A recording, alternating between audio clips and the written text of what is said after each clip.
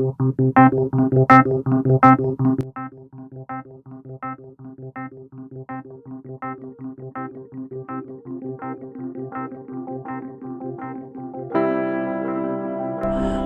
छत्तीसगढ़ से और विशेषकर राजनांदगांव डिस्ट्रिक्ट से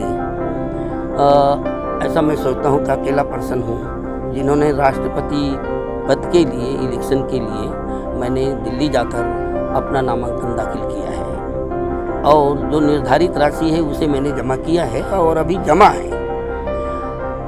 तो मैं इसके पूर्व भी 2012 में राष्ट्रपति पद के लिए बहुत चर्चित रहा और 273 लोगों ने मुझे समर्थन दिया था। मोबाइल से कांटेक्ट किया था मैं। माननीय यशवंत सिन्हा जी जो अभी अपोजिशन के प्रत्याशी हैं वो मुझको बहुत अच्छी तरह से समर्थन दिए थे और इसी बीच में क्या है व्हिप जारी होने से पार्टी का मैं उस समय नामांकन दाखिल नहीं कर पाया था, परंतु ये द्वितीय अवसर पर मैंने दिल्ली जाकर के नामांकन दाखिल किया और मेरे साथ ये हुआ कि भाई 50 मेंबर ऑफ पार्लियामेंट प्रस्तावक होने चाहिए और 50 विधायक लोग समर्थन अनुमोदक होना चाहिए। तो मेरे पास मैं तो गरीब आदमी हूँ और किसी पार्टी से जुड़ा नहीं हूँ, मैं इतना बड़ा यानी मौज कैसे पैदा कर सकता हूँ। ऐसी परिस्थिति में मैंने माननीय हमारे ही सांसद RPI के रामदास जी अठौले, माननीय रामदास अठौले साहब रिपब्लिकन पार्टी के सांसद हैं और मिनिस्टर भी हैं, उनसे फ़ोन से बात हुई मेरी मोबाइल से, वो बाहर थे, बम्बई में थे। उसी प्रकार से मैंने रामदास अठौले जी क्या कहते उदित राज, माननीय उदित राज जी से भी संपर्क किया। वो मेरे को अपने ही गाड़ी में एक मीटिंग में पार्टिसिपेट करने ले गए, मैंने उनके पास भी बात रखा। तब उन्होंने कहा कांडे जी ऐसा आप कैसे भर सकते हैं। तो मैंने उनसे कहा कि भाई कॉन्स्टिट्यूशन में ऐसा प्रोविज़न नहीं है कि इतना यानी मेंबर ऑफ पार्लियामेंट का समर्थन होना, प्रस्तावक होना। ऐसी परिस्थिति में मैं ये फॉर्म भरने के लिए आया हूँ। मैं क्या कहते हैं लॉ हूँ, LLM हूँ, सोशल जस्टिस में PhD हूँ, ये मेरा क्वालिफिकेशन है।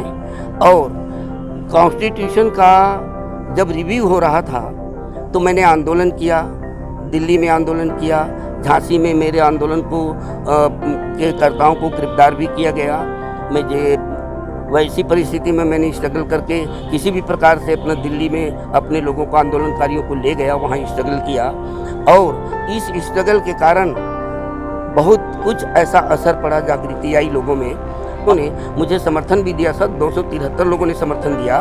उसमें माननीय यशवंत सिन्हा जी से मेरी बात हुई थी मोबाइल में और उन्होंने भी मुझको समझाइश दी थी और व्हिप जारी होने के कारण मैं उस समय नामांकन नहीं कर पाया था। लेकिन इस टाइम मैं स्वयं दिल्ली जाकर फ्लाइट से दिल्ली गया और जा कर के मैंने नामांकन दाखिल किया, कुछ लोगों से संपर्क किया। परंतु इसमें बात ये आ गई कि 50 मेंबर ऑफ पार्लियामेंट के प्रस्तावक होने चाहिए और विधायक लोगों का 50 यानी अनुमोदक होना चाहिए। तो हमारे कॉन्स्टिट्यूशन में ऐसी व्यवस्था थी नहीं, इसलिए मैं नामांकन दाखिल करने के लिए चला गया। और मेरे पास, मैं तो निर्दलीय व्यक्ति हूँ और इसलिए मैं किसी का समर्थन की ज़रूरत नहीं समझता था, क्योंकि जो कॉन्स्टिट्यूशन में प्रोसीडिंग है उस आधार पर मैंने अपना नामांकन दाखिल किया है।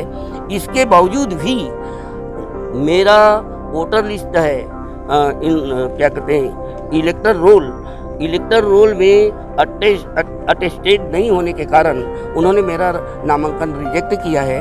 और ऐसी परिस्थिति मुझे इस बात को कहना पड़ रहा है कि इलेक्शन कमीशन, भारत सरकार से भी मैंने संपर्क किया, अधिकारियों से भी कहा कि ये कोई प्रक्रिया नहीं है, ये तो भारत सरकार के इलेक्शन कमीशन की जिम्मेदारी है कि इलेक्टर रोल को वो सर्टिफाई करे, अटेस्ट करे।